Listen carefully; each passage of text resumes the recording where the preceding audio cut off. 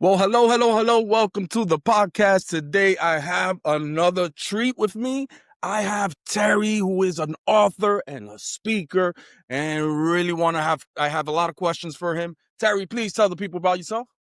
Sure. First of all, Julio, thanks for having me on. I'm really looking forward to talking with you today. My name's Terry Tucker. Grew up on the South Side of Chicago. I'm the oldest of three boys. You can't tell this from looking at me or from my voice, but I'm 6'8" tall, and actually went to college on a basketball scholarship, despite having three knee surgeries in high school. After college, I moved home to find a job. Julio, I'm really going to date myself now, but this is long before the internet was available to help people find employment. Fortunately, I found that first job in the corporate headquarters of Wendy's International, the hamburger chain, in their marketing department. Yeah, everybody knows who Wendy's is. Everybody knows Wendy's. Yeah. That was the good news. The bad news was I ended up living with my parents for the next 3.5 years as I helped my mother care for my father and my grandmother, who were both dying of different forms of cancer. After Wendy's, I actually went to work for the hospital that cared for my father and my grandmother. I thought they did such a good job. I wanted to be part of that organization. And then at 37, made a major pivot in my life and became a police officer. And part of what I did during my law enforcement career was I was in the drug unit, and I was also on the SWAT team as a hostage negotiator. What? After that, I know. have questions. That's exciting. Okay, go ahead. Sorry. After that, I started a school security consulting business. I coach girls high school basketball when we lived in Texas. But for the last 13 years now, I've been battling a rare form of cancer, a rare form of melanoma. And then finally, I guess just my wife and I have been married for almost 32 years. We have one child, a daughter, who's a graduate of the United States Air Force Academy and is an officer in the new branch of the military, the Space Force. No, that is amazing. What a story. This is awesome. I'm just old, so I've done a lot of things. So, This is amazing. I have so many questions, but I do want to start with 7 feet tall. Well, close. 6'8". I played Right? basketball against some guys that were 7 feet tall, and believe me, that small amount, those 4 inches, believe me, they make a difference. So I can't even imagine being that tall. I'm very short. My license says 5'8", but I tippy-toed when they took the picture. nothing wrong with that, Got to give yourself an advantage. Something. So, okay, that's a lot. That's a lot of great things you're talking about. Let's talk about police officer, because I like talking to police officer. How was that career for you? Yeah, it was interesting. I did it late in life because there's kind of a backstory. My paternal grandfather was a Chicago police officer from 1924 to 1954, and in 1933 was shot in the line of duty with his own gun. It was not a serious injury. It was shot in the ankle. But my dad, who was an infantry, Sorry, Terry. Sorry. Hold on 1 second. It's about to shut down. What is going on? Sorry. that's okay. The charger came off. Whew. Okay, go ahead. So your grandfather, pick it up. My grandfather was a Chicago police officer from 1924 to 1954, was shot in the line of duty in 1933. And my dad, who was an infant at the time, always remembered the stories my grandmother told growing up of that knock on the door. Mrs. Tucker, grab your son, come with us. Yeah. Your husband's been shot. And so when I expressed an interest in kind of following in my grandfather's footsteps, my dad was absolutely not. You're going to college. Yeah. You're going to major in business. You're going to get out, get a great job, get married, have 2.4 kids, and live happily ever after. He had a plan. But he did. But that's the life my father wanted me to lead. That's not the life I felt I was supposed to lead. So I had a choice when I graduated from college. I could have said, hey, Dad, I know you're dying, but I'm going to go blaze my own trail and do my own thing. Or out of love and respect for you, I will do what you want me to do. So understanding the backstory, my first 2 jobs were in business because that's what my dad wanted. And I joke, I did what every good son did. I waited until my father passed away and I followed my own dreams. And honestly, Julio, that's one of the things in my life that I'm most proud of is that I never let my dream die. Yeah. I was 37 when I became a cop, pretty old to be doing that line of work, getting into that line of work, but I always knew I was going to do it. It was just a matter of when. Why do you think you had such a calling for it? Because I speak to a lot of police officers, and I'm always amazed by, I always wanted to be a cop. I love the idea that you're a protector in these streets, and the idea is, but I couldn't make it right. Once I got there, life told me that's not where to go. But I always thought, why do that? Because it's dangerous. No matter how you put it, you don't know what's gonna happen. What's that calling for you?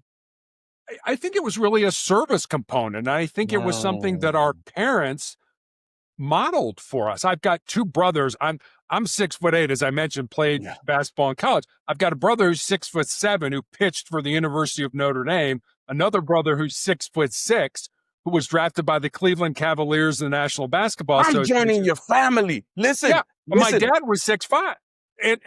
So we used to joke that if you sat behind our family in church growing up, not a Can't prayer's see. chance you're going to see anything going on, at the front of the church.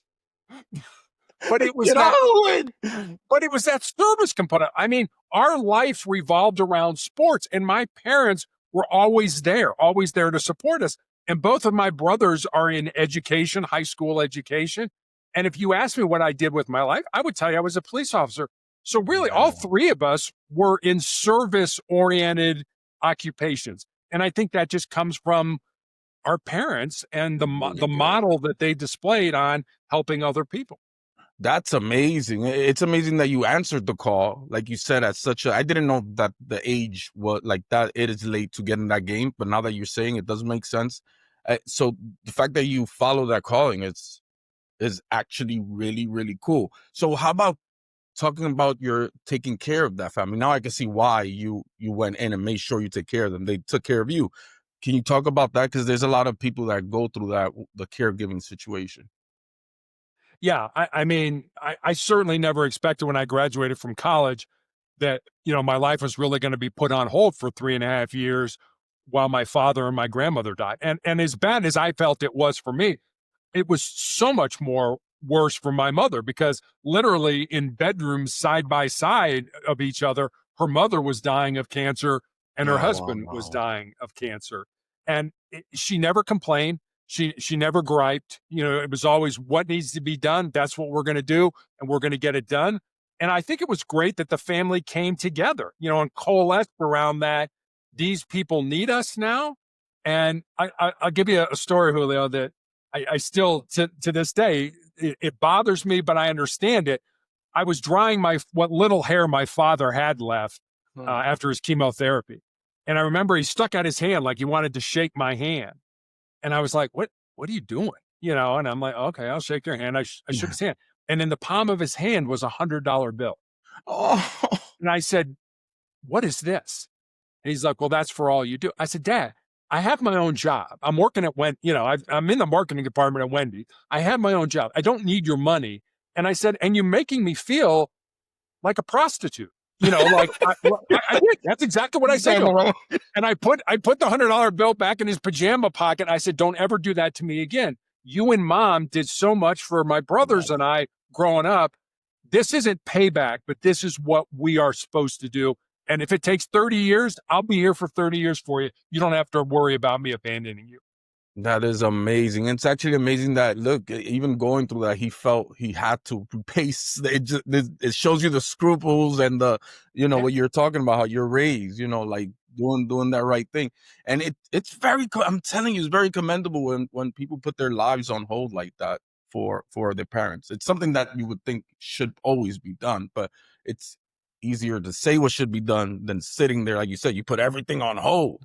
So you have any action stories as a police officer you can share? I know it's not what there's not always action, right? That's what we think as the public, but Uh, anything you want well, to share? yeah, I mean, every cop I think has their stories and things like that. So I started out as a reserve police officer in Santa Barbara, California, and eventually became a full-time sworn officer in Cincinnati, Ohio.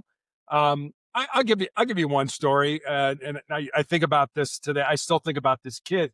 You know how you have your job. It's the end of the day. You're kind of winded down. You're ready to quit and things like that. Well, my partner and I were riding in to get our property signed off by the bosses and our reports signed off and that. But they won't hold violent runs. And we worked 11 at night till 7 in the morning. So this was about 6:30. We were riding in, and usually they'll hold, noise runs and stuff like that until 7 o'clock, till the day Wait, shift what's comes noise out. run? What's that? What is the noise run? Dogs barking. Oh, got it, People are having Okay, a then they loud call. party, or it's the neighbors are calling because there's too much noise, Got it, and got so it. they'll hold those. Those are not violent. Well, this was a domestic violence call, so they turned us around and said, "Hey, you got to go to this call." So we get there, and this 14-year-old kid comes banging out of the house, and comes up to us. My parents domestically violated me. Okay. All right, kid. You talk to my partner. I'm going to talk to mom and dad. So I'm talking to mom and dad. And here's mom and dad's story. Mom says, I got up in the middle of the night to go to the bathroom. I checked on my 3 kids, and my 14-year-old had snuck out, and he was out.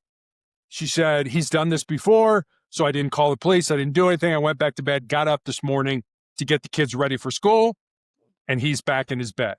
I took my cloth slipper and I hit him on the butt 3 times. So she said, that's the story. And so my partner's talking to him. So we exchange, and I'm talking to him. He goes, well, my mom hit me on the butt with her slipper. I wouldn't even tell anybody that. Exactly. I'm like, if that would have been my mother, I always say there were only 2 ways to die when I was a kid. One was natural causes. The other was talking back to your parents. That's right. I mean, that was the only way to die. But I said, you understand why your mother did that. Anyway, he gets all upset and he goes huffing off down the street, and mom and dad are, get back here. And I'm like, just let him go. Let him cool off. And he comes back about 10 minutes later. We're literally standing in the front yard giving mom and dad some literature about how there are organizations that can help them. The kid goes inside the house.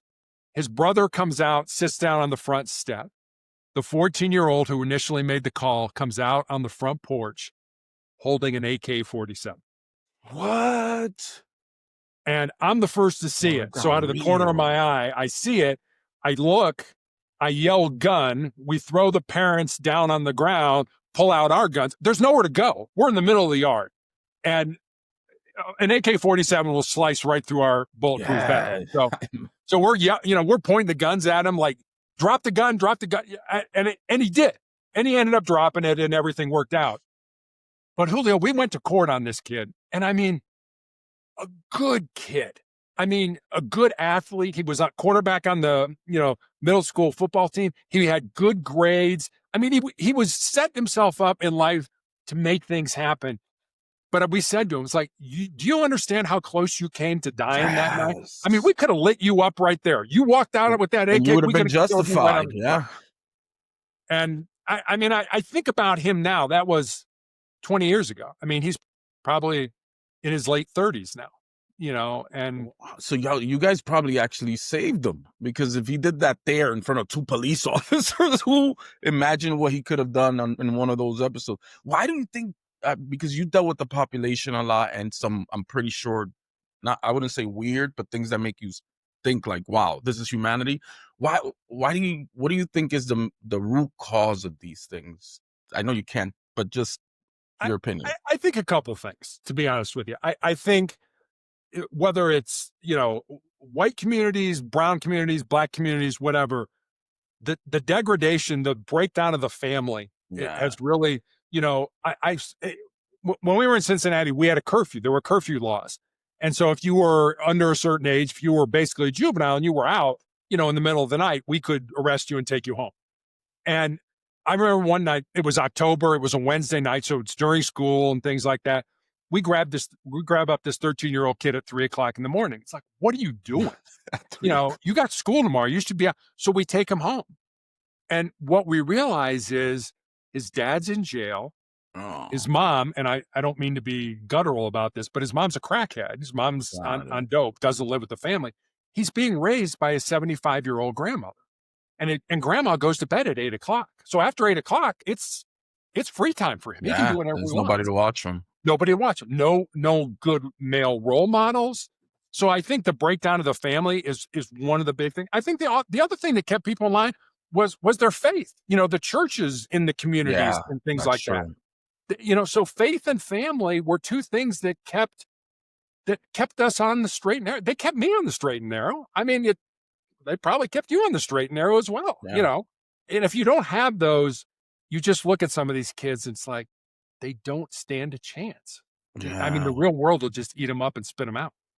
And then they get into trouble and they just go into the system and it's over. So it's something that was in a way not their fault, the start of it at least, because they would have had that family. They would have had somebody would instill the faith.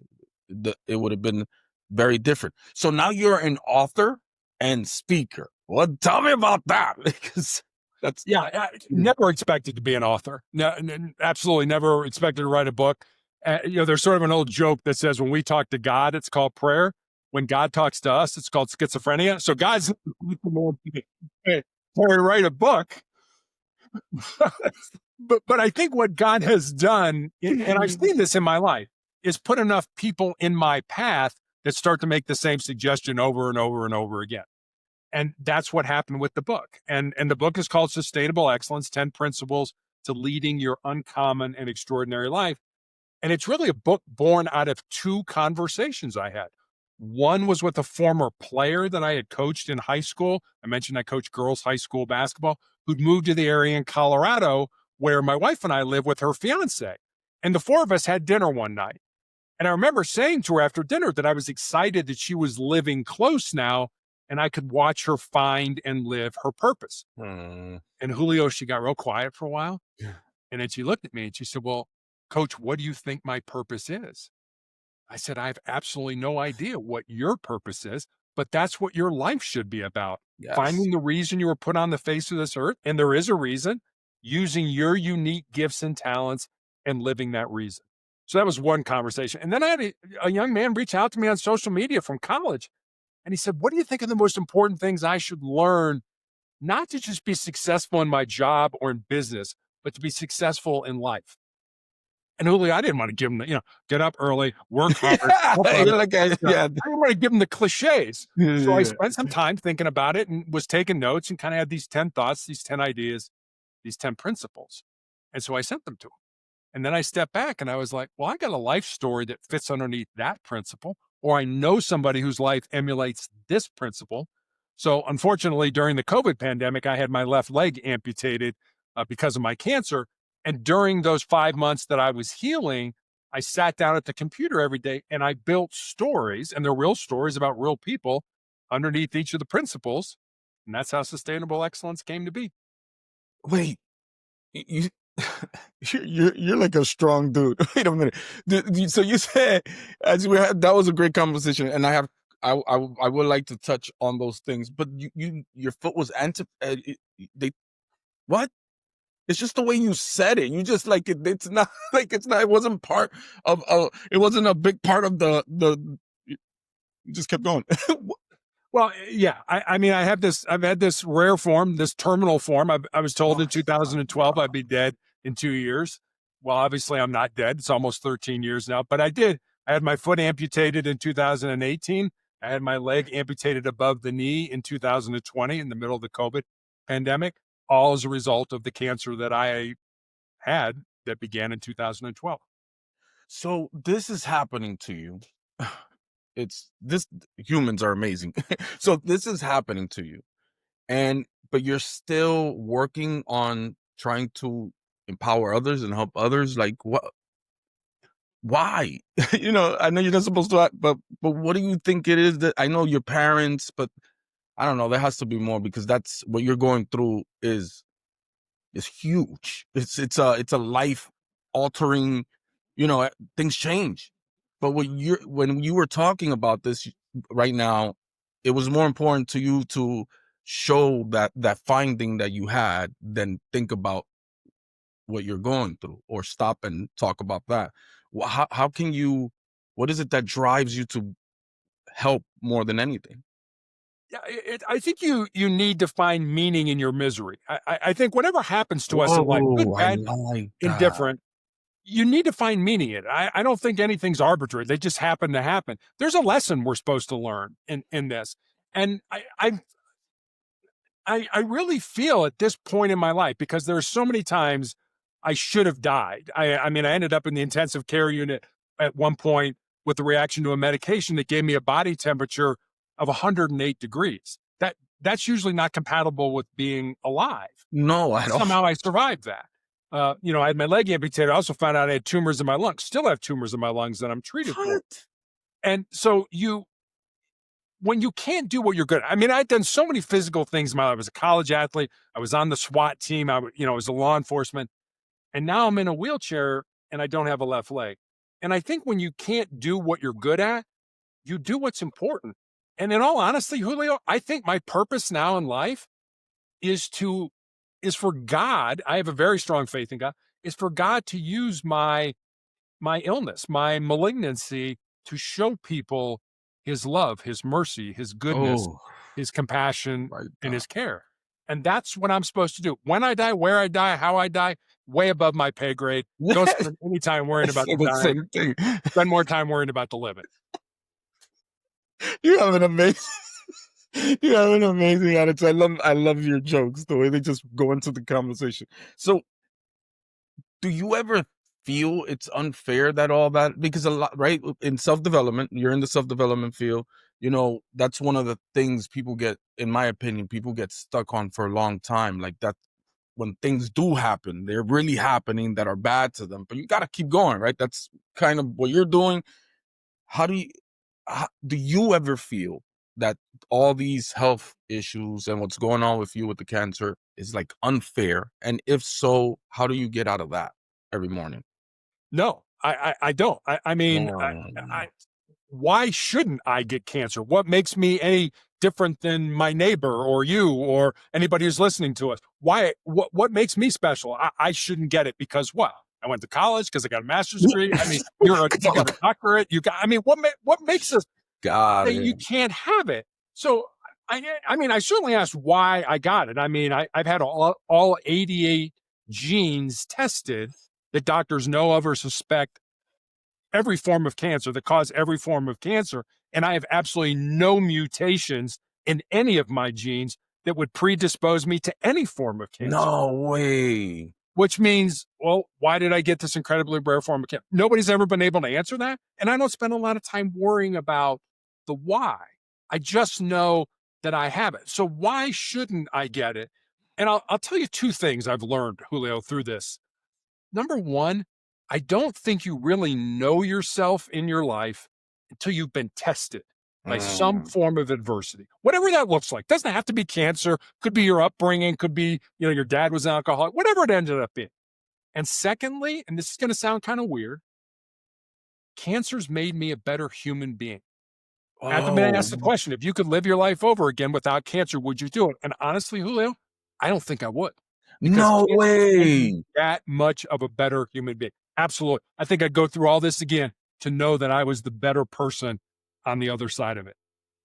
That mindset is incredible. First of all, accepting it, that's right. You accepted it. Why would not happen to me? This is life. This is it, right? And then using it the way so is that what people get out of this book? Is that kind of the teachings in there?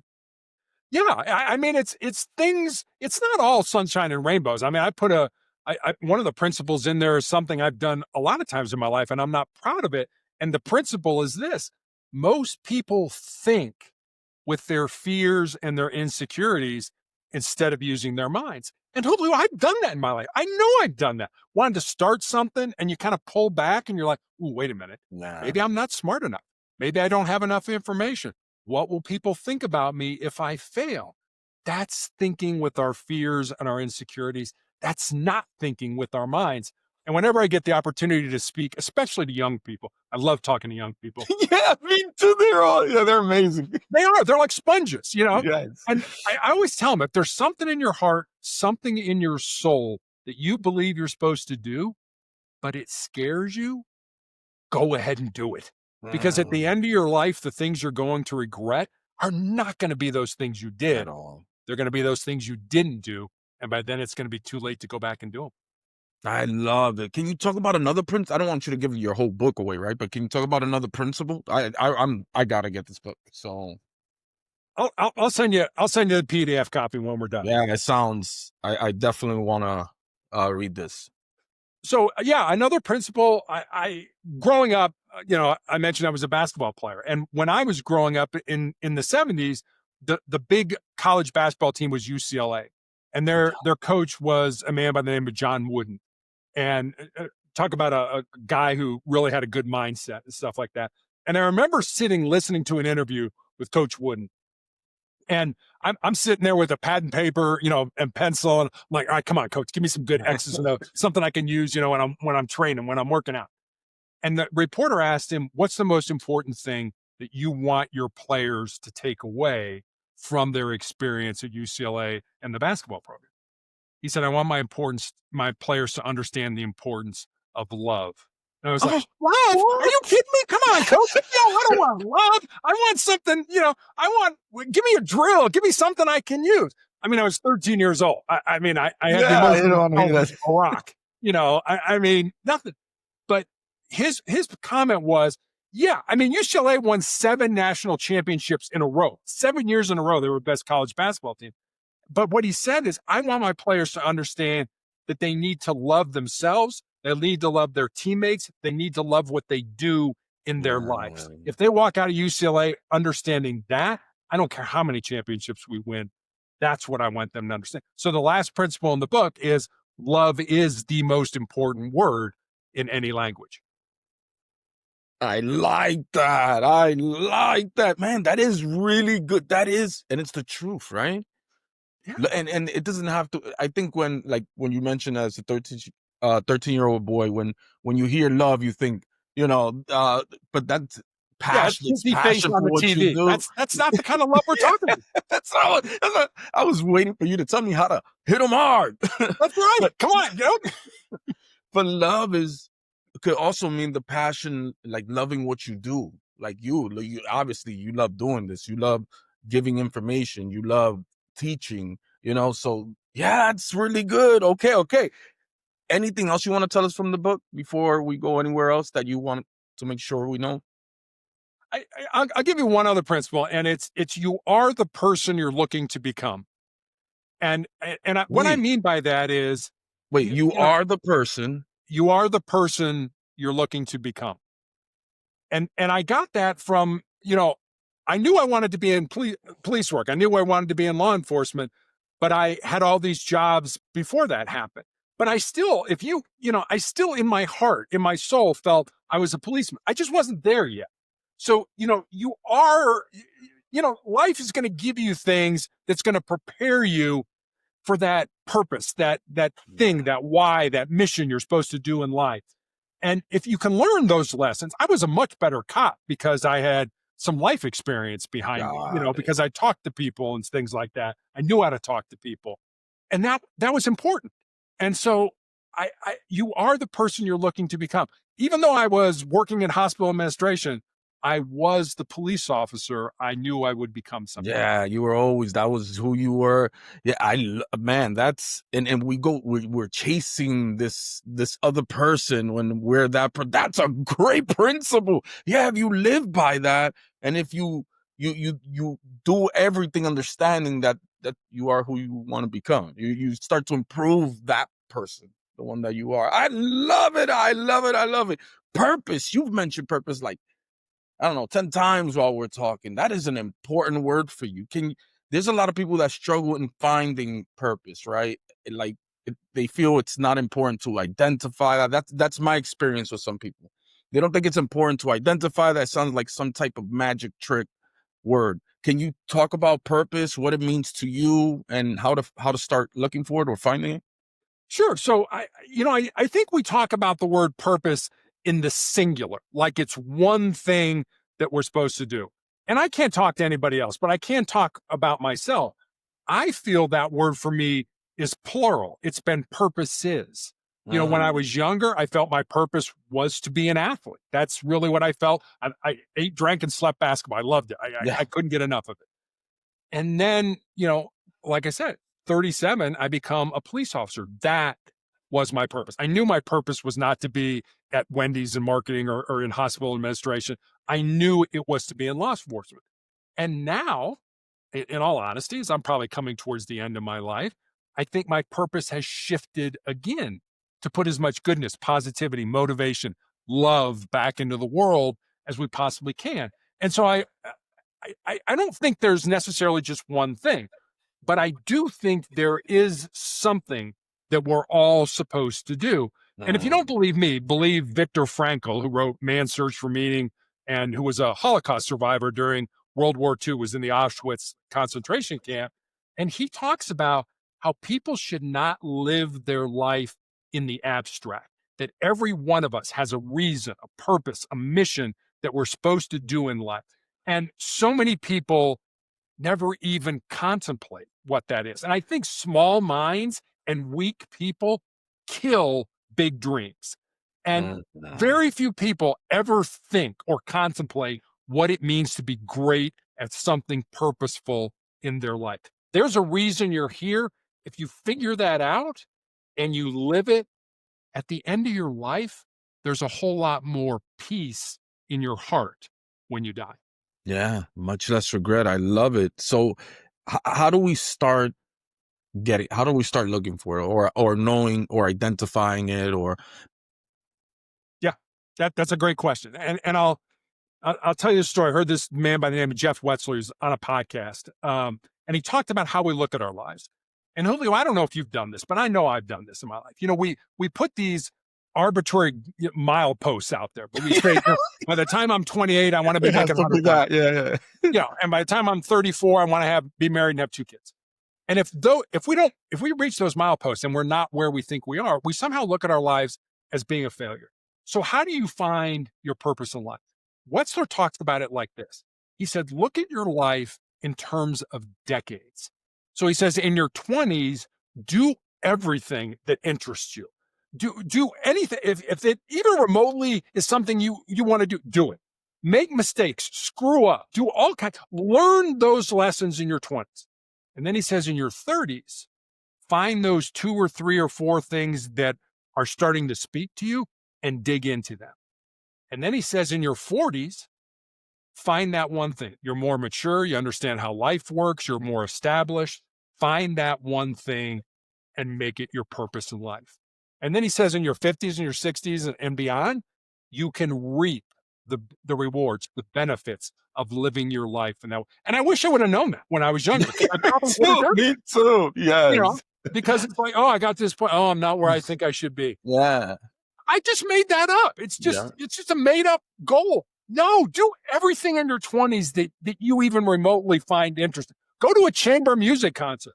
I hate chamber music. Okay, but at least you gave it a shot, you know? Right. I mean, read books, make mistakes, just do everything so that you can kind of figure out. And the last thing I'll say about this is this. Understand what your unique gifts and talents are. Big one. And then use those in jobs that you find, interesting. And I love the story. You know who Sarah Blakely is? You ever heard of Sarah Blakely? I've heard of her. Okay, so Sarah Blakely started the women's undergarment company called Spanx. And she's married to a guy by the name of Jesse Itzler. And Itzler, I don't know if he still is, but at one time he was part owner of the Atlanta Hawks in the National Basketball Association. Very, very successful man. And he talks about how his wife started Spanx. He said she had one prototype and $5,000. And she had been a door-to-door, you're going to laugh when you hear this, a door-to-door facsimile, a fax salesperson. We don't even use faxes anymore, you know. Didn't even know they had that. I didn't know they could go that you can go door to door. It's like, hey, you want to buy my fax? And he said she didn't know anything about marketing. She didn't know anything about HR. She didn't know anything about legal. She didn't know anything about distribution or manufacturing. And the point he was making is if she would have waited until she had knowledge of all those things, he said, I guarantee you somebody else would have come up with that idea and run with it. His point was, wherever you are, just start there.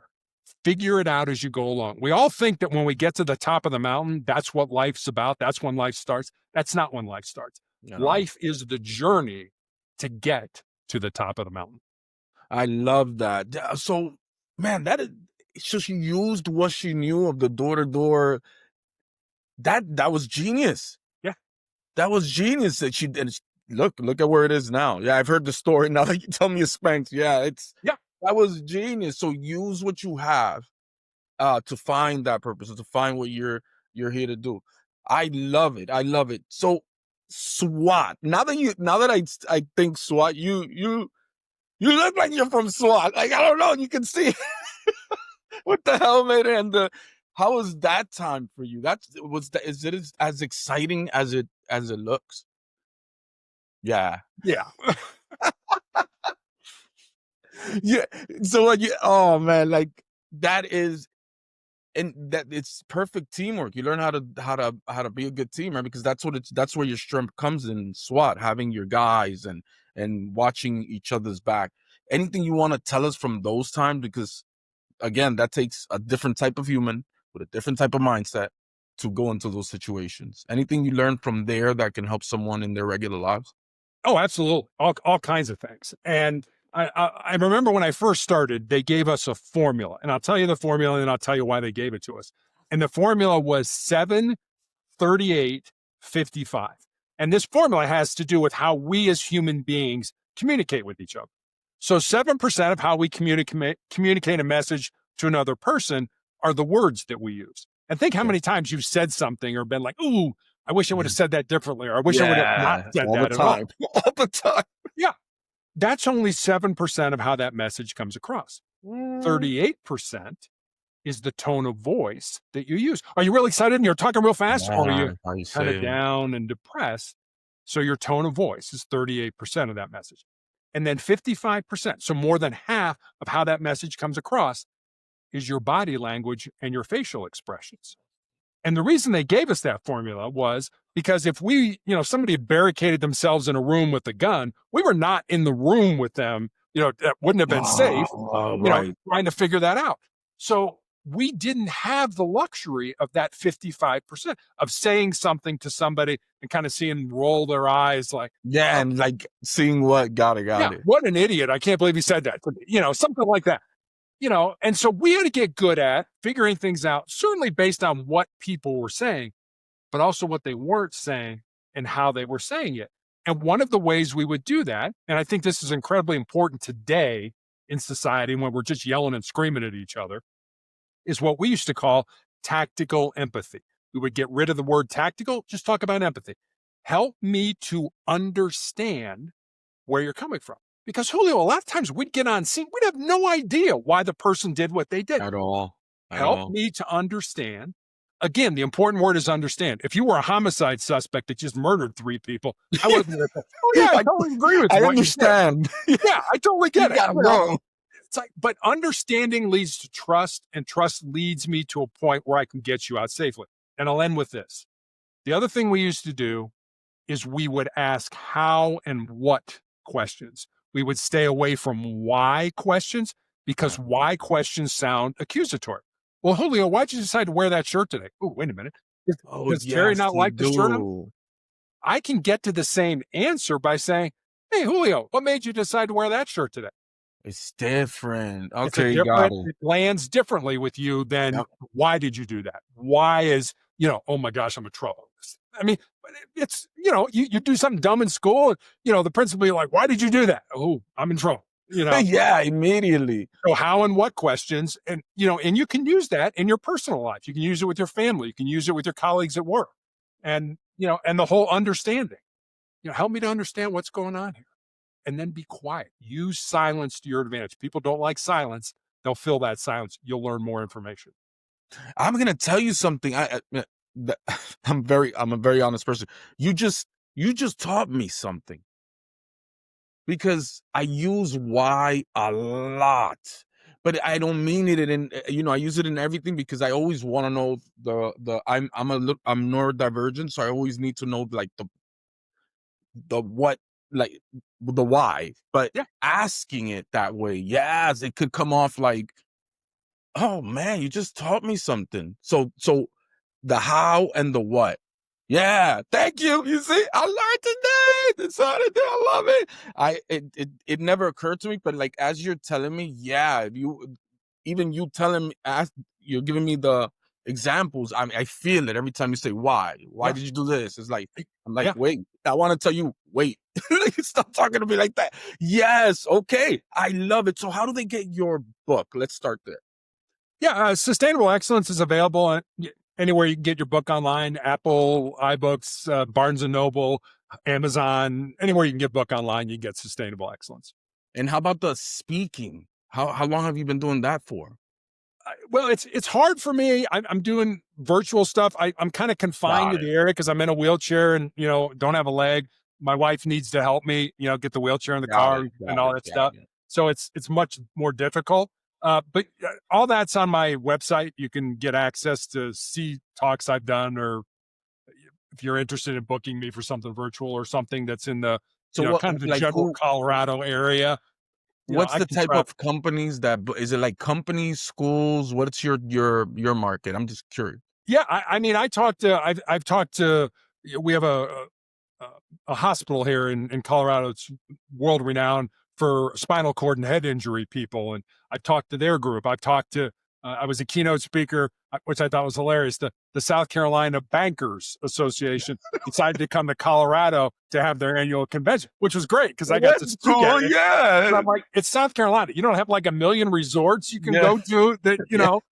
and I've talked to salespeople. I've talked to high school basketball teams. So I'm like I said, I'm old and have done enough that I can pretty much talk to just Yeah, about I everyone. believe you could. And the your story, just with your story, you can I mean, it's powerful to see that you're right now going through this stuff, because it's not, it's a now for you. It's not something like happen. You're right. But You're still working with yeah, this. as a So matter of fact, Monday I go start another round of week long week of treatment. So yeah, it's still going on. okay, so they can go. I found your website. They could go on your website, get your book, and if they want to hire you for speaking. I actually had one question. I just want to make sure we get out there what you Sure. do.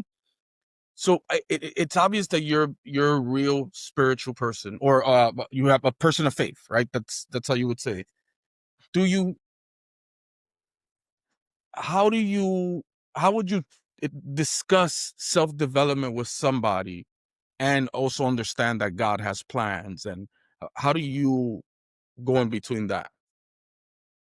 I mean, I know what I believe, and I never try to put that on somebody else. Like, you got to believe this, otherwise you're Of never going to be, course, whatever it is in life. You've got to figure. I think we all have our own faith journey, just like we all have our own purpose that's journey. right. We find our purpose, we live it. Same with faith. A lot of people don't. I work with a lot of people who believe we came from nothing, we are nothing, and we go to nothing. I'm like, okay, Yeah, that's fine.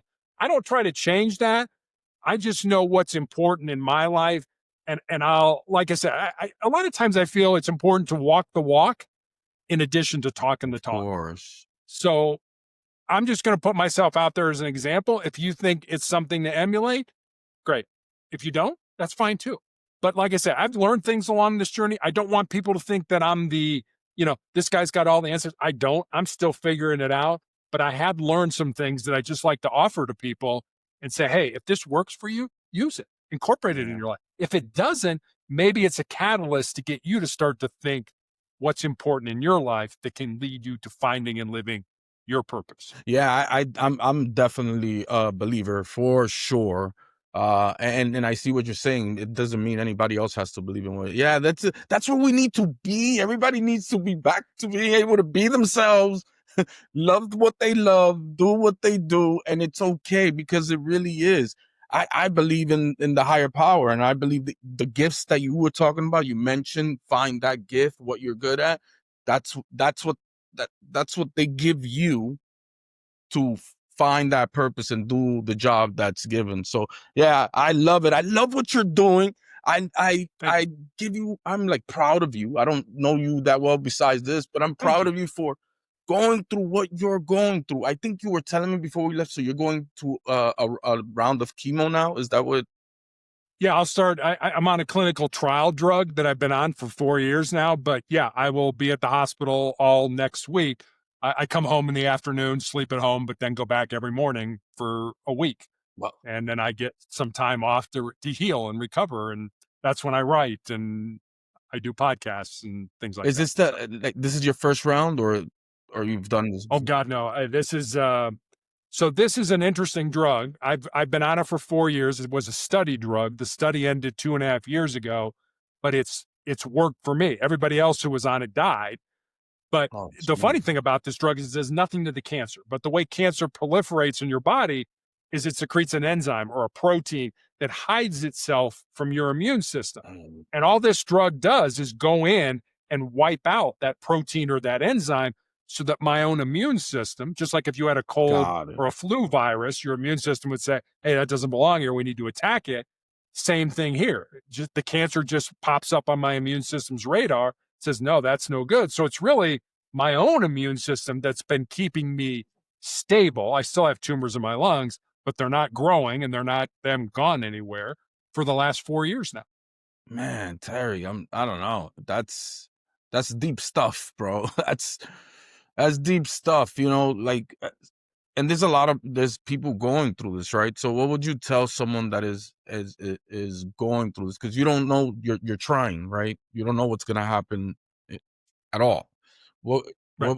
how do you get through it? Because you're still in such a great mood. You're still thinking about career, right? You're doing speaking. You're still thinking about future at a time where it's hard to have that hope of that future. So how do you do it? What would you tell people to how would you motivate them and get them up?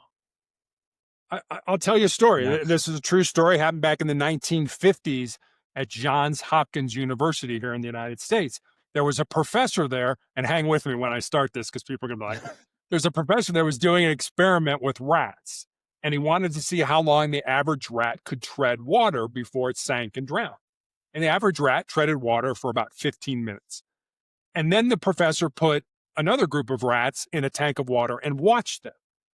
And just as they were getting ready to sink and drown, he reached in, grabbed them, pulled them out of that water, dried them off, and let them rest for a while. And then he took the exact same rats and put them back in that exact same tank of water. And the second time around, on average, those rats treaded water for 60 hours. What? Now think about that. First time, 15 minutes. It's not like, your marriage is going to go under, your business is going to go under, you're going to flunk a test. You're going to die. Yeah. And the second time around, 60 hours, which taught me two things. And you just mentioned one, the importance of hope in our lives. That if we know we're doing the right things, maybe not today, maybe not this month, maybe not even this year, but there's a good chance, nothing's 100%, that at some point down the road, you're going to get to where you want to be. And the second thing it taught me was just how much more our physical bodies can handle Yeah. than we ever thought they could. Now, don't get me wrong, Julio. I think we all have a breaking point, Yes. but that breaking point is so much further down the road than we ever thought. Our brains tell us, oh, this hurts, it's uncomfortable, stop it. And we listen to that. You don't have to listen to your brain. Keep moving Oof. forward, keep pushing forward, and it's amazing what you are able to do. Belief. I like that. You don't have to listen to like, I love that. But so belief is really that powerful. So what do you believe? In this situation, like what do you believe? How are you what is the belief you're keeping? I just want somebody that's going through it to hear it and you know what I mean, get something from it because this is Yeah, powerful. and I'll say this. I mean, and I've had great doctors, but I'll say doctors are like Vegas. They handicap you. I know it's funny, but it's a It's great true analogy. though. It's true. It It is. is. They'll look at you and say, based on your Yeah. age and your overall level of health and the stage of your cancer, you will live X. But what doctors don't know is that you want to see your daughter graduate from high school. Oh, You want to see your daughter graduate from college. You want to walk your daughter down the aisle. You want to play with your grandkids. And having something to live for is incredibly powerful in terms of keeping you going, in terms of keeping you motivated, in terms of I mean, when I first started cancer, I remember reading about a woman who had, I mean, I can't even tell you, she had cancer all over her body. I mean, they were like, just go home and die. And 30 years later, after getting married, after having children, she is still going because she had something to live for. Have something to live for in your life, whatever that is, your grandkids, your kids, your job, what your faith, whatever it is, have something to live for. And if you have something to live for, your mind will control your body. And it's fine. amazing how much wear and tear you can take and still keep going Wear forward. and tear. That's really good advice. I love it. Thank you for sharing that. Thank you for being like vulnerable enough to share that. You know what I mean? In a way, because but I think people could learn a lot from you.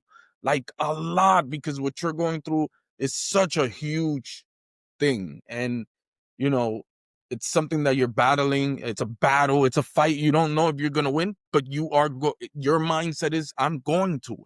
There's no question. I'm going to do what I have to do. I have a purpose and you're following it. I want people to hear that and start to understand that. So thank you so much for that. That was amazing. Well, Julio, thank you. I always think back on the quote from Winston Churchill, who was the Prime Minister of Great Britain during World War II, who said, "When you're going through hell, keep going." Yes. And and I love that quote. I think about that all the time. When it hurts, when it's uncomfortable, when I'm crying, when I'm down on myself, just keep going. Just put one foot in front of the other. You don't have to go far, but as long as you're moving forward, something's happening in your life. I love it. I love it. Thank you for being you. Thank you for sharing this awesome book and taking the time to get it done. We all know that takes time. And thank you for sharing with the world the hope and that belief is powerful and that we have control over what we can become. I love your message.